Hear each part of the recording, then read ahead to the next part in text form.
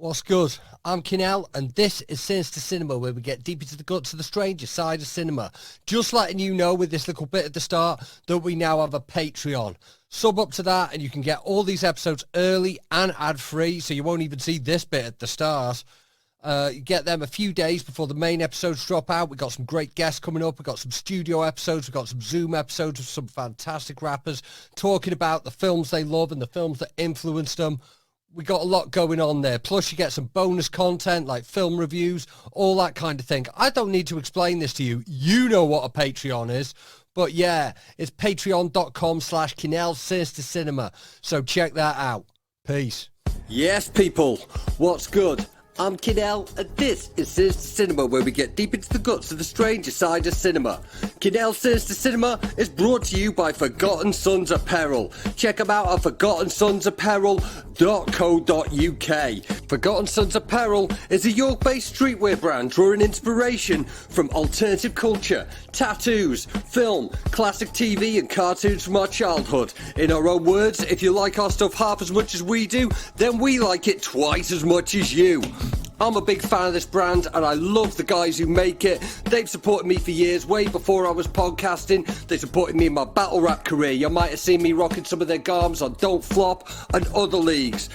I love Forgotten Sons Apparel and I'm urging you all to check them out at forgottensonsapparel.co.uk. Right, now on with the show.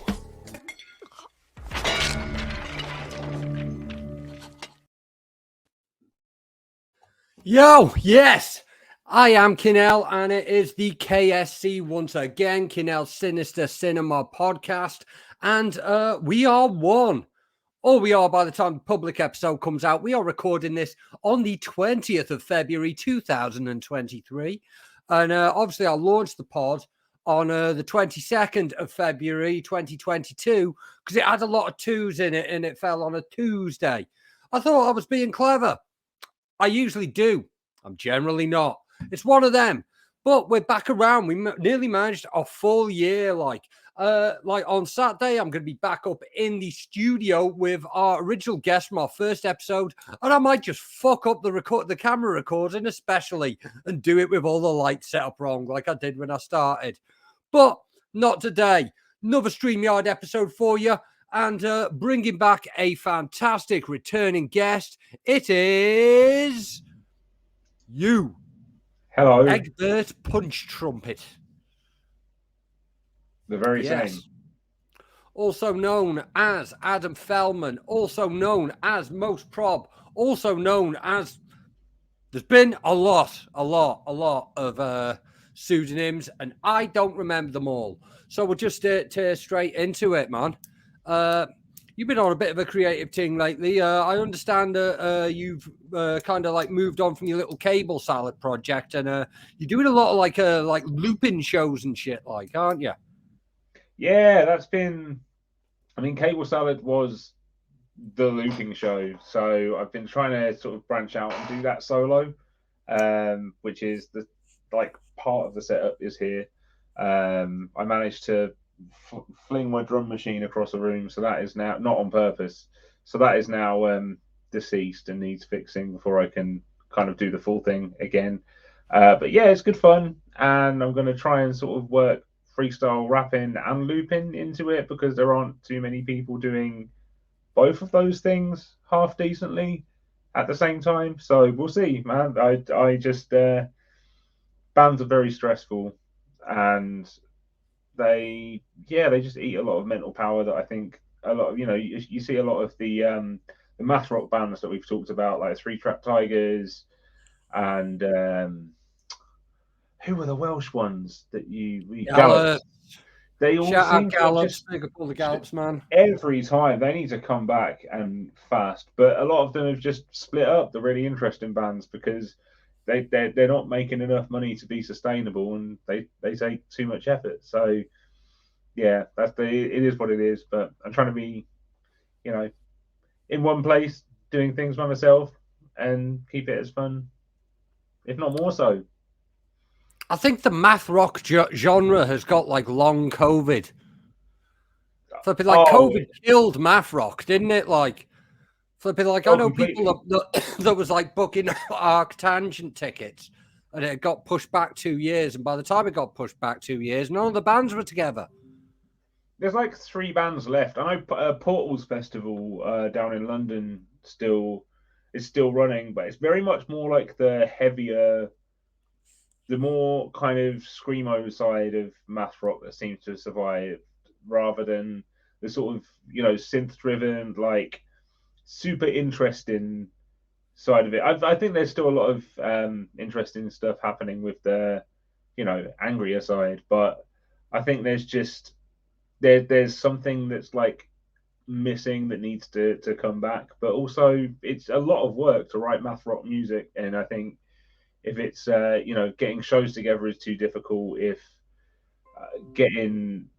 especially festivals and stuff like that, how is it sustainable? I completely see why COVID killed math rock a little bit, but it needs to undie and come back.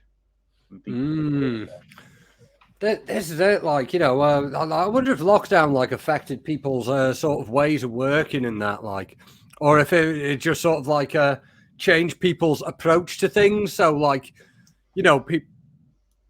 people had like something a bit more to say, like by screaming rather than doing intricate shit, because they just got pissed off practicing intricate shit and at home all the time. And when they did practice it, they were practicing it on their own. So they didn't have to integrate their intricate shit. Yeah, that is honestly probably part of it. I mean, if you look at like Three Trapped Tigers, who I talked about before, but they really are like the pinnacle. I first saw them supporting Dillinger Escape Plan. We're talking back in like 2011, 2012 now. And like they've been holding it down ever since then. But they're three like really, they're all doing individual solo things and like soundtracks. And like Adam Betts is the drummer, is doing like crazy beat stuff. And like Matt Calvert went on like a strange like acoustic electronica, almost like neoclassical thing. And one of them was doing work with Brian Eno. So they all like, I think because they're all such intrinsically like interesting musicians, they all then go off and do other things, and it's like that's awesome.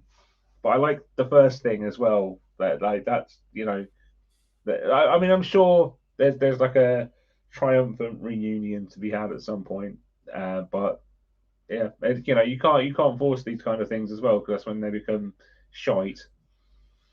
Yeah, man, facts.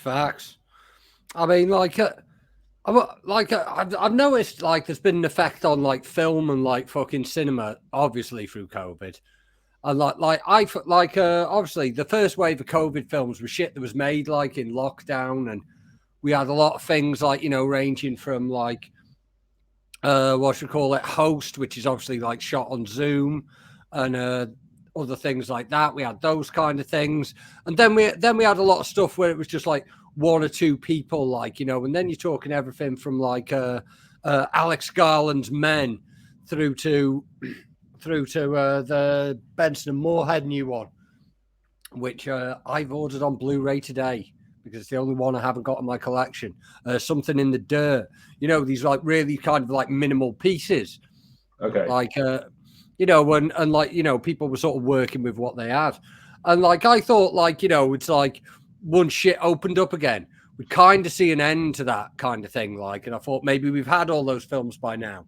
But what's happening now is we're getting everyone's fucking introspective fucking script that they wrote while they were locked inside and slowly going insane and focusing on their own insecurities and shit, innit? But it can also go the other way, because I have seen some. I think it's reframed audiences as well, because we were used to that. Like watching season, was it 4 or 5 now? The most recent season of The Handmaid's Tale, that was so transparently done during COVID, because everyone's standing in like a semicircle, like a safe distance away from each other. But like it's really reframed now how I watch everything else. Like we were watching Swiss Army Man last night, and we were just like didn't understand how that wasn't a COVID movie, because it was in 2016, before diseases were invented.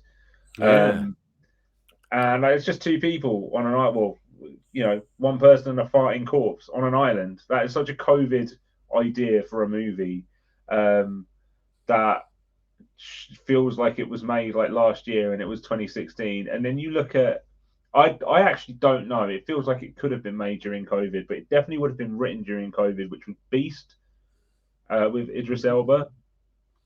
Oh, I haven't seen that yet. Oh, it is.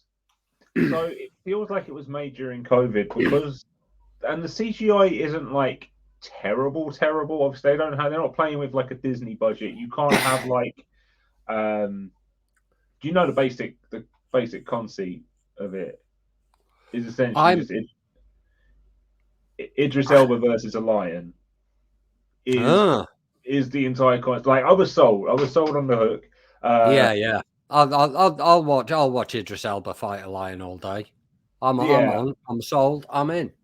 I think that's easy enough to say until you're actually watching it and you're like, I wish I wasn't watching Idris Elba fight a lion right now, which is not a sentence I thought I would ever be responsible for, but here we are. But it felt like a COVID movie because it was like a tiny cast.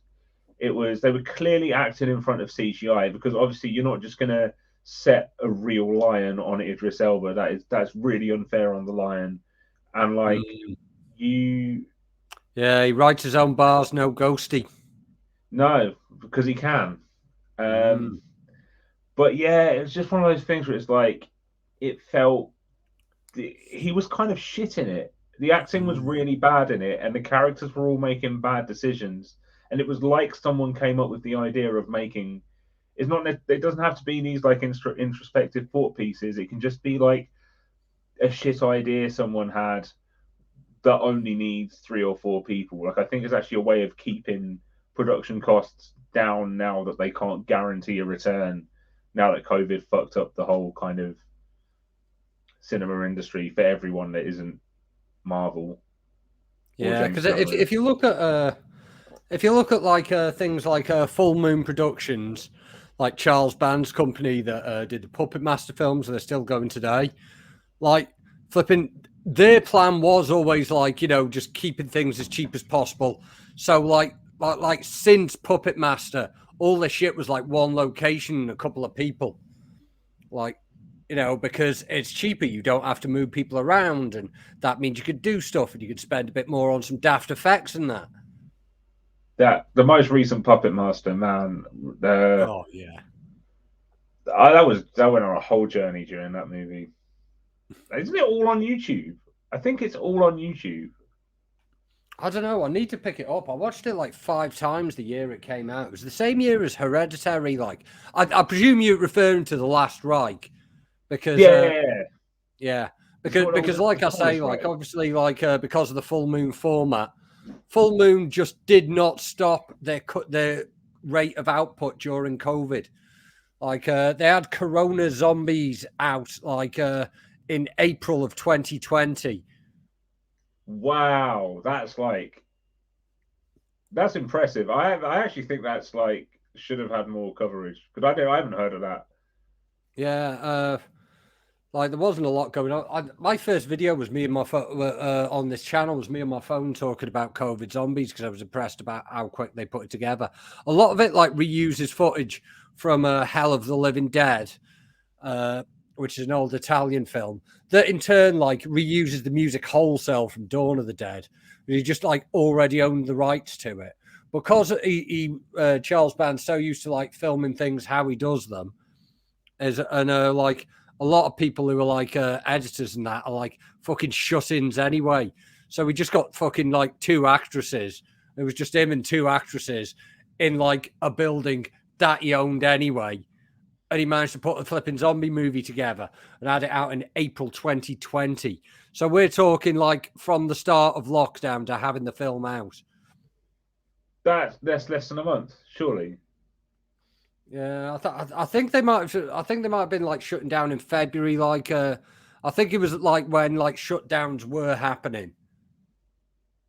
Because was it in the UK?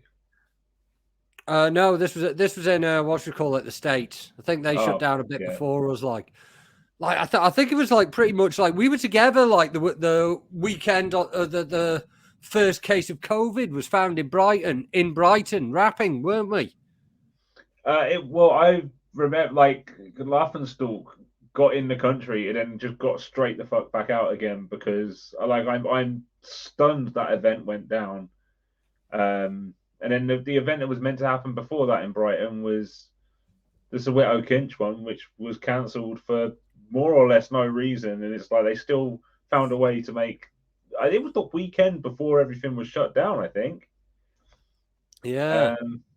Yeah.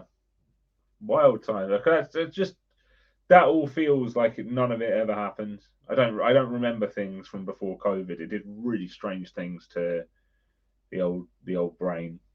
Oh yeah, man, yeah. Flipping like that. That's like I do like because like there was a huge section of COVID that was definitely completely insane. Like but it's like I remember that weekend because like flipping COVID was like like a lot of places in Europe had shut down already. I think America was like kind of like just about to lock down, and like cases were like springing up around the UK. And it was weird. Like I remember saying in work, like I'm going down to Brighton, I'm going on the National Express. I've got to change at Victoria Coach Station in London. If COVID's anywhere in the UK, it's going to be in Victoria Coach Station. I think on the way down, I got there. It was like the first time I saw people wearing masks. Like, it's weird, man. It was really, really weird. And like, I mean, I don't, at the time we were living in Southwick, so that was like a tiny, tiny little village just outside of Brighton. So I wasn't really even going into Brighton that much. So seeing like a big city where things were starting to get a little bit COVID-y was unusual for me. And I was only like, 20, 30 minutes away kind of thing. So, aye. yeah. Like, so like, do you think COVID had like much of a like are you feeling any long COVID effects in your creative output, like as like changes in the way you create things, like sort of like taking permanent hold? Yeah, I mean, I definitely invested a lot in like my studio setup during COVID because I knew that it was going to be, you didn't know how long it was going to go on for. It's like I am going to be at home creating more often than I'm going to be in rehearsal studios. I don't know when that's happening again, or how many of them will survive through it. So I tried to get as self-sufficient as I could, but I think that was something I was always looking to do anyway. I think the real change has actually not been anything to do with COVID, but it's been more like I think I always tied creating to like being unhappy. I was unhappy in myself. I was unhappy with like the things that people that create are unhappy about. You know what I mean? And I think it's gradually got to a point where my life's pretty balanced now, and I've ended up making like liquid drum and bass and stuff, which Yeah. full well that I haven't been to a drum and bass rave in my life, but like Mm. I have this like more energy to put into stuff now, and I don't know if that's from being pent up over COVID or what. Like I think it just took on a different. It started to feel like people were creating for the sake of it over COVID, which is fine. You should absolutely create for the sake of it, but it took like an end destination away from it because you weren't putting on stage. You weren't, I'm sure you did international battles over webcams and stuff during COVID. Yeah. Like I battled Everybody Knows. It felt like nothing. Like Jackie was in the background wearing a fucking unicorn onesie. Mm. Like it put performance in such a different light that I don't think I ever really saw performance in the same way again. I don't think I ever got the same buzz out of it that I used to. Which is weird because and that's like because like you expected to come out of COVID and get back on stage and be like, yeah, fucking, I'm back. I can't believe it. Like, but I definitely never want to battle again. Like that, just it's completely sucked out my willingness to battle. And even with Cable Salad, like I was very much stuck in the process and not actually in the room enjoying myself, enjoying the vibes. Like it was just I don't know. I think I was so scared of fucking up in a post-COVID world that it went the other way and it made it not enjoyable and high pressure when it should have been like, oh my God, like I'm allowed to be back in a room with all of these people. And it was obviously fun moments, but yeah, it has reframed a little bit. I think it made streaming more of a thing and more of another option to people. And yeah, I think it will continue to change things as well. But I think it rewired people's brains more than it rewired like the idea of performance and stuff. Yeah, flipping. I needed those flipping like COVID battles because it was the first time in my adult life I haven't had a deadline to fucking write to. So I needed that, and I just had to find things to do. Like I did the won the don't flop thing twice tournament, but like at the start of it, like Give the me one first one second. of that, Sorry. I'm just like literally holding my phone in my hand and rapping into it. And I'm going to keep going because obviously this is a podcast. But yeah, but at the start of it, I just had my phone and I was just rapping directly into the camera. By the end of it, I'd fucking built a green screen studio in my flipping box room from shit I paid for about 40 quid's worth of shit in AliExpress that I managed to like turn into a green screen studio. I was doing that by the end of it. But it was one of them. So like I learned new skills, but I didn't know what the fuck to do with them. Sorry, I didn't hear any of that. My dog was screaming at me. It's okay. I structured it so I can just put this out as an audio podcast without editing. Oh, lovely. Yeah, I'm not sure it mattered. But what I'm sure people do want to know about is the dog. Tell us about the dog. Oh, the dog, man. She's so this is Maggie Moo. She's meant to be my hearing support dog. That's not You've got a happening. hearing dog. Yeah, because I'm hearing impaired. But so she's meant to be like an alert dog for the door basically because I missed the doorbell. And she's actually nearly eaten my hearing aids a couple of times instead of being. But she's from Ukraine. That's so the absolute worst thing that a hearing protection dog can do is like destroy hearing aids. Or maybe she's just trying to keep herself in work. Yeah, she knows that the worse I hear stuff, the more she has to do. But so we imported her from. She's a rescue from Ukraine, which we got literally the same way Laugh and Stalk got out of the country just before COVID kicked off. She was getting out of the country as Putin's tanks were moving in from the east. But it wasn't because of the war. We had her picked out for like 2 months before he sort of. I can't really say before the war because that started with Crimea and stuff. But before it all really went south, we were we had her picked out and that. So she came over. They screwed up all of the paperwork. And she went into quarantine for 4 months. So we were essentially courting a dog long distance, which was very, very weird. Like we were going to see her in quarantine in Southampton and stuff. But yeah, like all of her hearing support training is now out the window because she was like 6 months when she came over. So we've missed that like window of time that would have been super duper useful. But she's we think she's like part Chihuahua, part German Shepherd.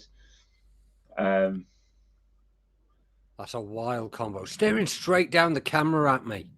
Yeah, she knows, man. She knows where all the trouble is and where to find it. But she's a good egg. She's really sweet. She's very high energy and much higher maintenance than even a lot of other dogs that we've encountered in our lives. So, do you reckon she in some way had some kind of involvement with the assault on Ukraine? Like cause it in any way? Did she kind of bite someone at Russian customs, maybe, or? Well, we at a wedding once. I don't even remember the context. It might have been Toucan's wedding because I think that was there were board game themed things involved. Possibly, I can't remember. That sounds like Toucan at any rate. Right, that does, doesn't it? But we ended up bringing home like a book on guided missile systems, which we saw her one day run out of my studio with the book on guided missile systems and found her like curled up with it. So I'm not ruling her out as like an instigator. I don't think she was a collaborator. But she could be gathering intelligence. Not not this one. She's gathering her own shit and eating it. But intelligence, there. She's looking at me like, "Don't say what you're about to say." But yeah, she's a good egg. I'm sure she didn't mean to start any fights with anyone. So, we like to at least like mention films like provisionally on this podcast. Course, it's supposed to be a film podcast. I need a better description for it. It's nearly always just me talking with my mates, and like films come up, but films always come up. And then sometimes I get someone who knows about films, and then people subscribe to that, and then they've got to hear my nonsense. So, film stuff. Is there anything you've been enjoying lately? I'm enjoying the wave of like Eat the Rich films that seem to be coming out, like The Menu, like Triangle of Sadness. There's a lot of like another one as well. I honestly, we've been watching like it's basically all we do at this point, but yeah, there's like a wave of them that's just rich people suffering essentially, which is great. Yeah, would you say it's kind of a post-Parasite kind of thing? Oh, it absolutely all links to back to Parasite. I think they saw the success of that and were like, let's emulate it, but it never feels like forced. Each one's kind of exploring it in a different way. I think I really enjoyed Triangle of Sadness actually. Beast was not good as discussed. Banshees of Inisherin I thought was a masterpiece. I thought there was very few films I have thought about for as long as Banshees of Inisherin afterwards. Largely because I think last year was like a reckoning for a lot of my own friendships. I think I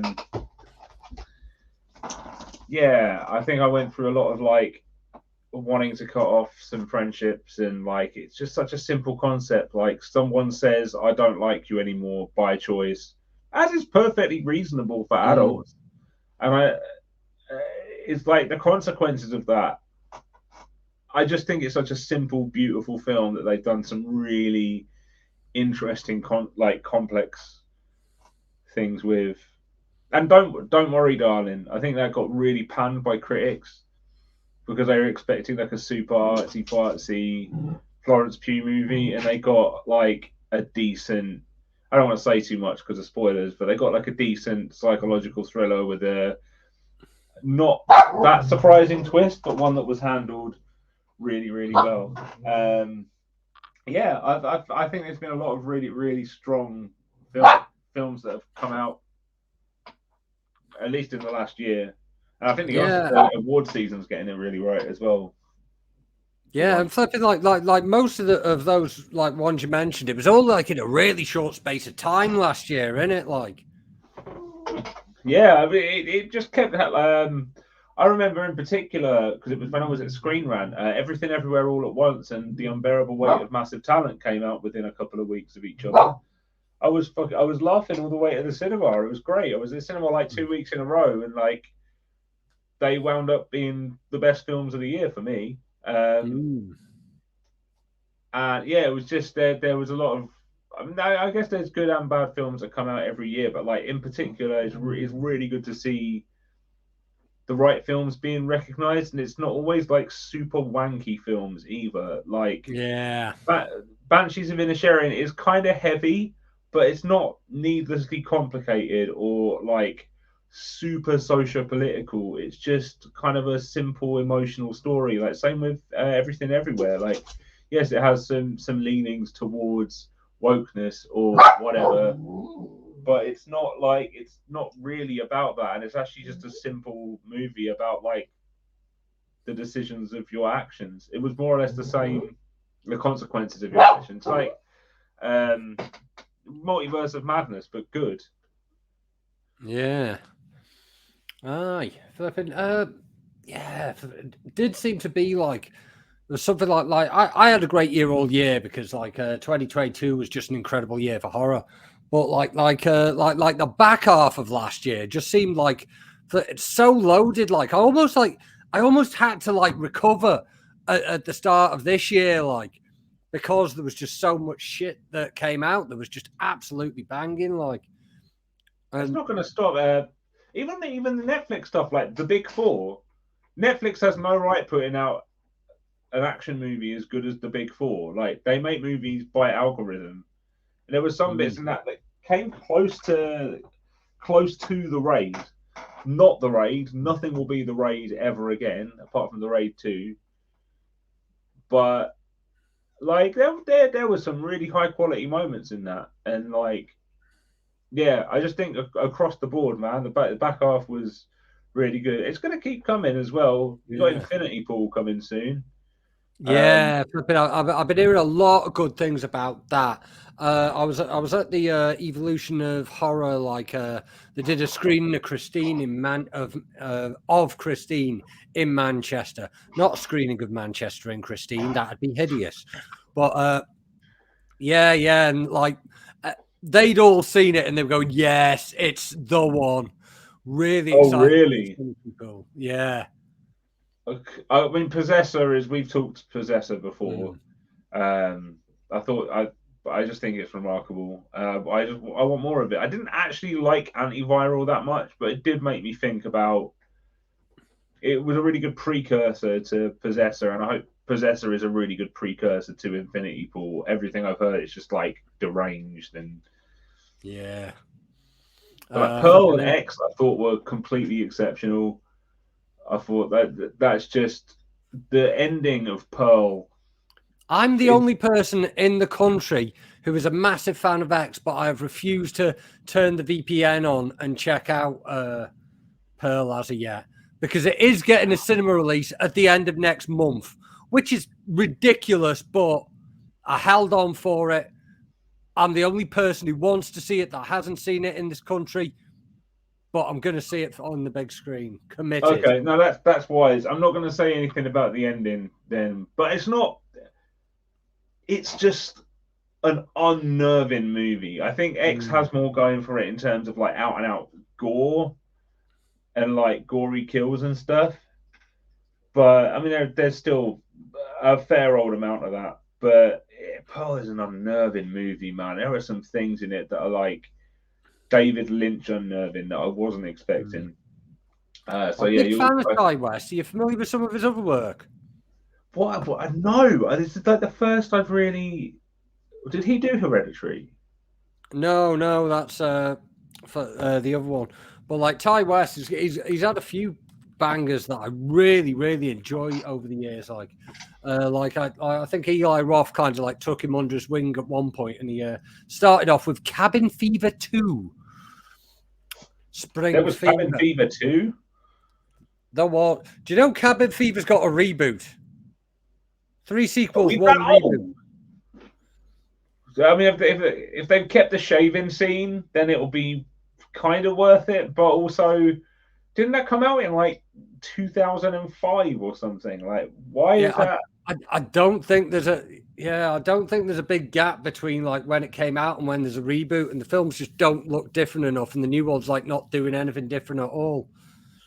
But Cabin Fever 2 isn't the peak of Ty West work. I definitely recommend checking out House of the Devil. House of the Devil. Yeah.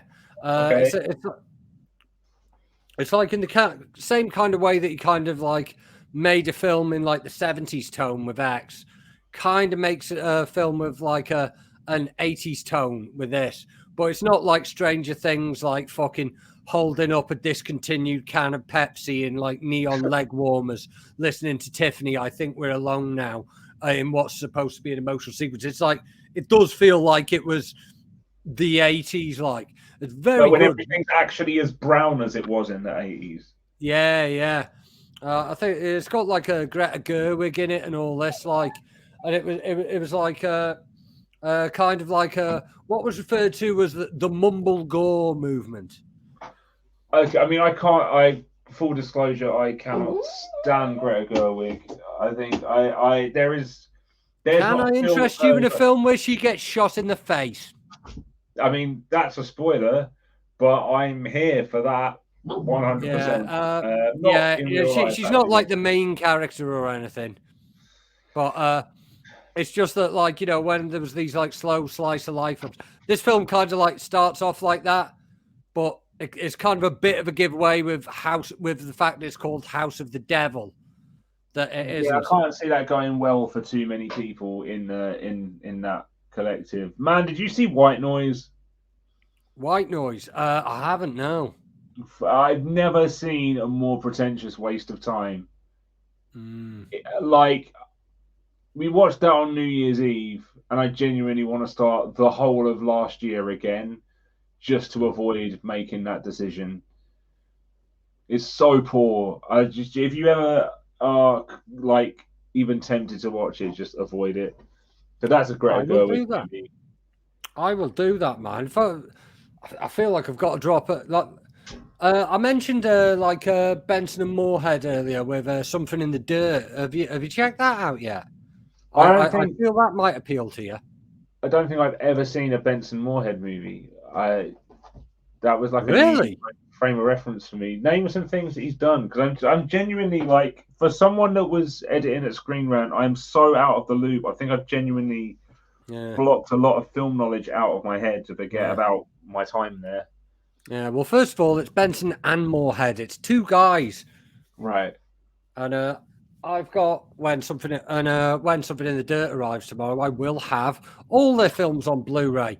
But they did Spring, The Endless, Resolution, Synchronic with Anthony Mackie. That was them. Yeah, I have seen one of their movies. Then, yeah, okay. Yeah, I can get behind that. That's kind of quite a. It's weird without being like super self-consciously weird. Yeah. They're all kind of like that. All 5 of their films are like set in like. It's kind of like it's not like a shared universe, like a Marvel shared universe. It's like a shared universe, like a H.P. Lovecraft shared universe. Okay. Where there's like some kind of unknown forces behind there. Like all their films seem to have the same kind of unknown forces, like popping off.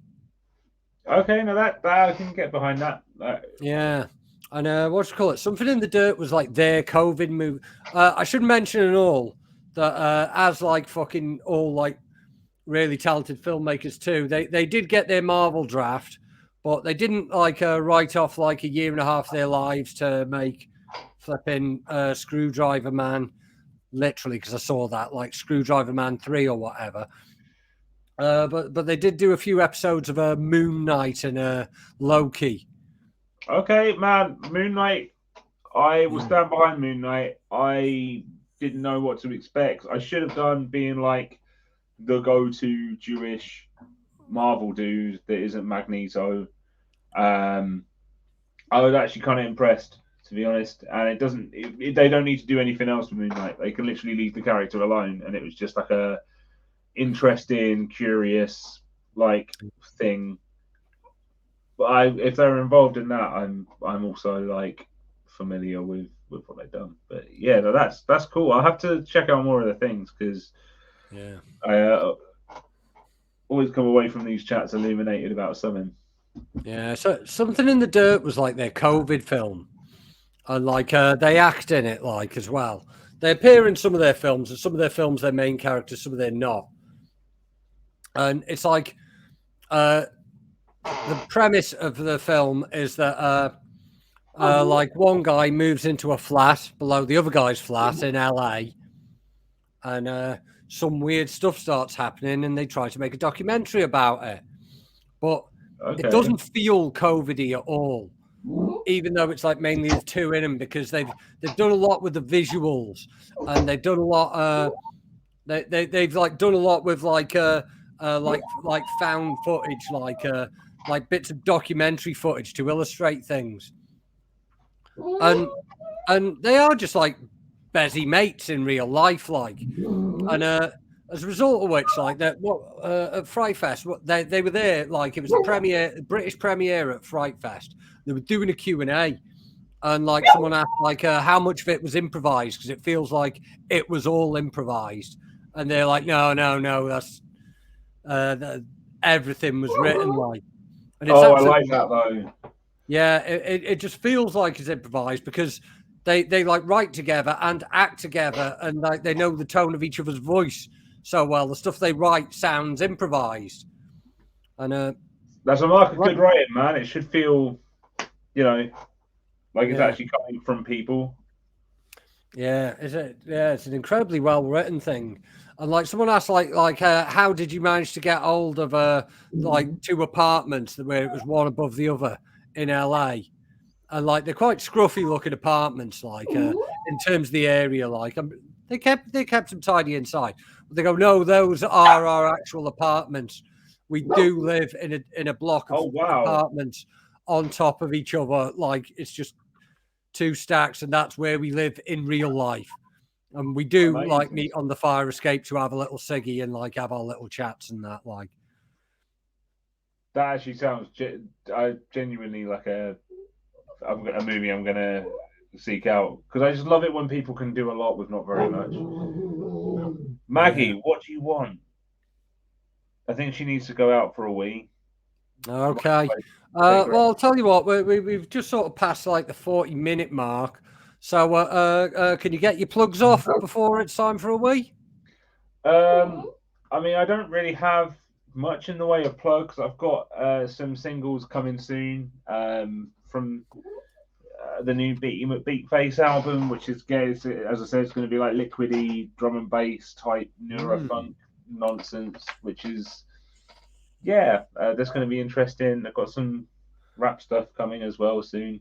But I just sort of have to get it all down and recorded. So if anyone wants to go to that, it will be at just Felman on Spotify. I might even have to change my artist name on Spotify, because there's another Felman, like a Slovenian house DJ who makes terrible music and needs to stop besmirching my good name. But yeah, I honestly don't know what's going to happen, so there's not much point doing a plug. But send us some beats, because I just spent a horrendous amount in the flipping Isotope sale, and now it's there. I could do with wrapping over something. Oh, nice, man. Yeah. I think I'll got you a beat or two. Yeah, safe, man. Fucking I got Nectar, the only vocal processing software for people like me who are really thick.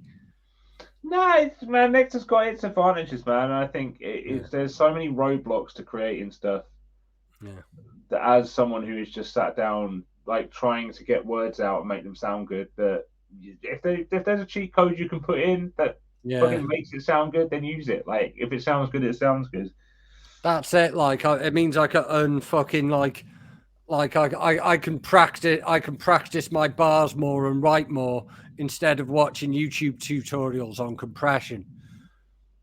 Man, compression is a battle that I'm trying to win at the moment, and I'm just about piecing it together for like drums. I can compress drums and like convincingly, and then there's a lot of other stuff that I still need to learn about squashing sounds and somehow making them bigger at the same time. Don't know how it does the thing, but yeah, music is good, and everyone should have access to making more of it, I think. Defo, bro, defo. Right, well, we'll wind it up on that note. YouTube things, flipping, liking, subscribing, commenting, all that kind of thing. Lots of that. We like that. If you're on an audio platform, please review me. No one reviews me on audio platforms. I would like a review, please. Algorithms, all that stuff that people who do podcasts say, and I always forget to. Anyway, I've been Kinell. This has been the KSC podcast. Peace.